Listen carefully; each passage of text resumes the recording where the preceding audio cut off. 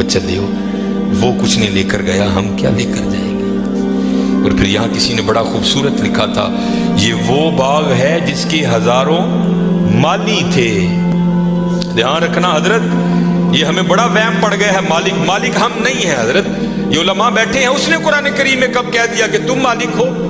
تو قرآن کریم میں بار بار کہتا ہے وَلِلَّهِ مُلْكُ السَّمَاوَاتِ وَالْأَرْضِ، اور اللہ ہی کے لیے ہے زمین و آسمان کی بادشاہت۔ وَاللَّهُ عَلَى كُلِّ شَيْءٍ قَدِيرٌ، یہ آپ آیت الکرسی میں ہر فرض نماز کے بعد اس بات کو دہراتے ہو۔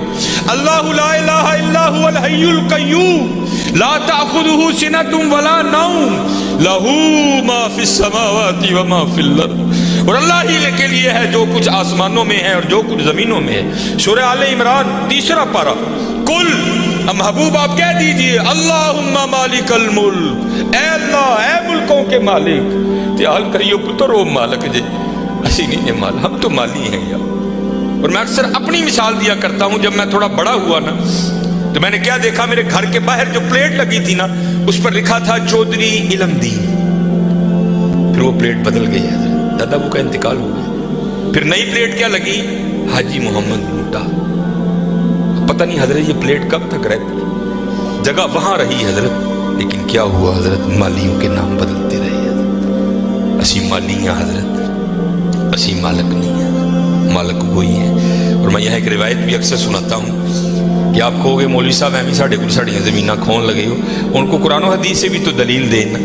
حضرت موسیٰ علیہ السلام کا دور مبارک تھا اور زمین کا ایک ٹکڑا تھا، 2 بندے لڑ پڑے آپس میں، ایک مالک تھا، ایک کا دل بے ایمان ہو گیا۔ اس سے پہلے کہ دونوں دستے گرے باں ہوتے، خون بہتا، کسی کی جان جاتی، وہ 4 بڑے وڈیرے وچ رلے، انہوں نے بہ کے کیا گل سنو، اللہ کے نبی حضرت موسیٰ علیہ السلام موجود ہے، کیوں ایک دوسرے کا گرے باں پکڑتے ہو، چلو چل کے ان سے فیصلہ کرواتے ہیں۔ سارے لوگ حضرت موسیٰ علیہ السلام کے پاس حاضر ہوئے، عرض کی حضور زمین کا ٹکڑا ہے، یہ دعویٰ کرتا ہے زید کہ میرا ہے، بکر کہتا ہے میرا ہے، آپ اللہ کے نبی ہیں، آپ فیصلہ فرمائیں کس کا ہے۔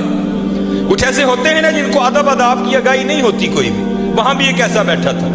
حضرت موسیٰ علیہ السلام سے عرض کرتا ہے حضرت اینج کرو، کلا کلا کر کے نا انہوں سیڈ تے لے جاؤ، دونوں کی بات سنو، حقیقت حال آپ پر واضح ہو جائے گی۔ حضرت موسیٰ علیہ السلام جلال میں آ گئے، آپ نے فرمایا میں اللہ کا نبی ہوں، مجھے اس بات کی ضرورت نہیں کہ میں کلا کلا کر کے ان کی بات سنوں، مجھے اللہ نے یہ طاقت دے رکھی ہے، میں زمین کے ٹکڑے سے پوچھ لوں گا بتا تو دونوں میں سے کس کا ہے۔ آپ نے سب کو اکٹھا کیا اور لے کر چلے گئے، زمین کے اس ٹکڑے پر کھڑے ہوئے، فرمایا یہ زید دعویٰ کرتا ہے تو میرا ہے، بکر دعویٰ کرتا ہے تو میرا ہے، اللہ کے نبی حضرت موسیٰ تجھ سے پوچھتے ہیں بتا تو کس کا ہے۔ تو تفسیر میں لکھا ہے کہ وہ زمین کا ٹکڑا بول اٹھا، پہلے حضرت موسیٰ علیہ السلام کو سلام عرض کی، اور سلام عرض کر کے عرض کرتا ہے حضرت یہ دونوں جھوٹے ہیں، نہ میں اس کا ہوں نہ میں اس کا ہوں، ان کو تیاری کریں، یہ دونوں میرے ہیں۔ ہسی حضرت کیڑے وہم چھپے دے تے حقیقت کیا ہے، یہ وہ باغ ہے جس کے ہزاروں مالی تھے، سکندر جب اس دنیا سے گیا دونوں ہاتھ خالی تھے۔ ہاں حضرت دھیان کریو، خالی آئے ہیں اور خالی ہی یہاں سے جائیں گے۔ ہاں جائے گا کیا، اچھے اور برے اعمال ساتھ جائیں گے۔ حضرت ان تاڑی مرضی ہے حضرت، جدا مرضی ٹیر لا، لیکن حضرت جی چنگائی ٹیر لائیو، مندہ نہ لائیو۔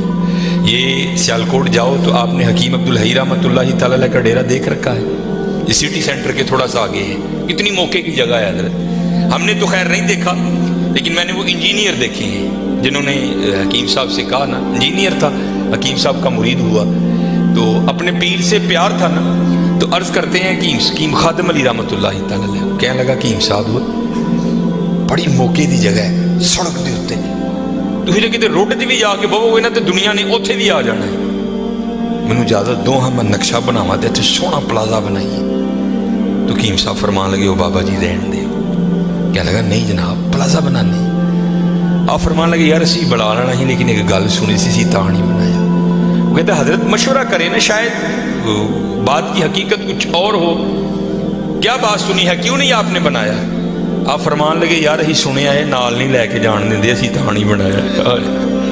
کیسے لوگ تھے یار، کتنا تقویٰ تھا ان لوگوں میں، اس جانب توجہ ہی نہیں کی حضرت، توجہ کی تو صرف اللہ کی طرف کی ہے، توجہ کی تو صرف حضور کی غلامی کی جانب کی ہے، اس جانب آئے ہی نہیں۔ اور حضرت جو اس کی جانب جائے گا نا، دنیا تو آٹومیٹک اس کے پیچھے آئے گی۔ مولانا روم رحمۃ اللہ تعالیٰ نے بڑی خوبصورت مثال لکھی، بڑی خوبصورت مثال۔ آپ فرماتے ہیں کوئی بزرگ بیٹھے تھے، ان کے سامنے سے نا بندہ بھاگتا ہوا گیا، افیاض لسیا پہ جائے۔ اگلے دن پھر بیٹھے تھے، پھر بھاگتا ہوا گیا۔ تیسرے دن پھر بیٹھے تھے، پھر گیا۔ چوتھے دن جب گزرا نا، آپ نے پکڑ دیا اسے۔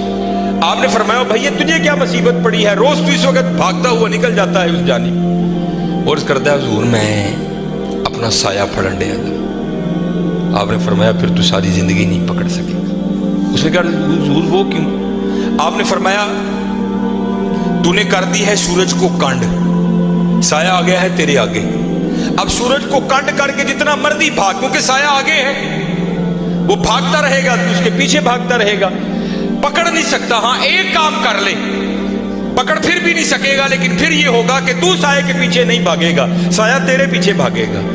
انہیں اس کی رو کی، آپ نے پھڑکنا دا پاسا پویا اور منہ کیتا سورج آل۔ فرمایا سورج آل نوں دوڑ لا، سایہ تیرے پیچھے پیچھے دوڑے گی۔ یہ مثال دے کر مولانا روم کہتے ہیں تو نے بھی اللہ اور اللہ کے رسول کے دربار منہ پھیر لیا ہے اور بھاگ رہا ہے دنیا کے پیچھے۔ اب دنیا آگے آگے، تو پیچھے پیچھے۔ اوے ہاں بھاگنا ہے تو دوڑ مدینہ کی طرف لگا، پھر دنیا تیرے پیچھے پیچھے ہوگی، تو آگے آگے ہو گئی۔ اور چلو لگاؤ تو صحیح اللہ اور اللہ کے رسول سے لو، پھر دیکھو تو صحیح دنیا تمہارے پیچھے آتی ہے کہ نہیں آتی۔ مجھے یہ بات پسند بھی بڑی ہے، اکثر و بیشتر میں سناتا ہوں، کیونکہ یہ جو بڑے لوگ ہیں نا حضرت، ان کا کمال یہ ہے کہ یہ چھپاتے ہیں خود کو۔ اور میرا دل کہتا ہے، کیونکہ حکیم عبدالحی رحمۃ اللہ تعالیٰ علیہ کی 7ویں پشتی ولایت پر ختم ہو گئی آ کر، اس کے بعد سلسلہ نہیں چل سکا آگے۔ تو یہ بات آپ کے بڑوں میں سے کسی کی تھی، لیکن نام نہیں لیتے تھے۔ حکیم صاحب فرماتے ہیں کوئی بابا جی تھے جن پر محبت غالب آ چکی تھی، اور اب حال یہ تھا کہ تن کو فراموش کر دیا تھا اور من کی جانب توجہ تھی ساری۔ حال یہ تھا کہ جو وجود پر لباس تھا نا، وہ بھی جگہ جگہ سے پھٹ چکا تھا، سر تے جڑا پرنا ہی وہ بھی پڑ گیا دسی حضرت۔ کرتے کیا تھے، فی سبیل اللہ بیٹھ کر لوگوں کو دعائیں دیا کرتے تھے۔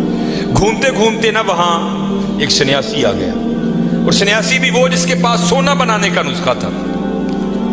سنیاسی آیا، آ کر دیکھا بابا جی کا حال، وہ سمجھ نہیں سکا، تھوکتے نہیں وہ تختے سکندری پر، بستر لگا ہوا کا جن کا تیری گلی۔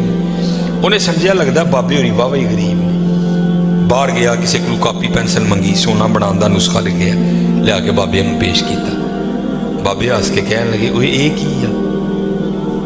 کہنے لگا جناب دیکھو کپڑے بھی پاٹ گئے نے جگہ جگہ، پرنا بھی پڑ گیا ہے، تے اے سونا بنا تسی رکھ لو، جدو دل کرے گا بنا لے یوں کری۔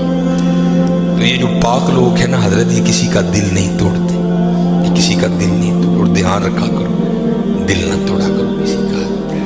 بزرگوں نے لکھا ہے کفر کے بعد سب سے بڑا گناہ کسی کا دل توڑنا ہے، دل نہ توڑا کرو۔ اسپیشل ہے منڈے، بات پھر میں وہاں ہی لانے لگا ہوں، کیونکہ میری عادت ہے حضرت، جو میں دیکھتا ہوں نا میں وہی بیان کرتا ہوں۔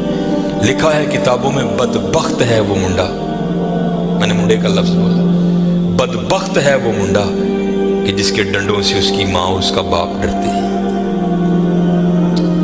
بدبخت ہے نہیں، بلکہ وہاں کیا حکم ہے، اف ولا تنہرہما، اف بھی نہیں کرنا۔ لیکن حضرت دکھ کی بات ہے آج ہمارے نوجوان اپنے ڈنڈوں سے اپنی ماں اور باپ کو ڈراتے ہیں۔ حضرت نہ ڈرائیں کرو۔ یہ اب میں باپ بنا ہوں نا، مجھے پتہ لگا ہے کہ باپ بننا کتنا اوکھا کام ہے۔ تو میں جب کبھی ابو جی کو دیکھتا ہوں تو میری آنکھوں سے آنسو آتے ہیں، یار آج تو کتنی آسانیاں ہیں، لیکن جدو میں چھوٹا سا 1984 اس بابے نے مینوں کنج پالے ہونا ہے، کنج پالے ہونا ہے۔ اور پھر مجھے مولانا روم کی بڑی بات یاد آتی ہے، کو بابا بیٹھا تھا اسی طرح نا، باپ بن گیا تھا، تو بچہ سین میں بیٹھا تھا، تو دیوار پر نہ آ کر کوا بیٹھ گیا، تو بچے نے پہلی بار کوا دیکھا، نیا نیا بولنا سیکھا تھا، تو وہ بچہ باپ سے پوچھتا ہے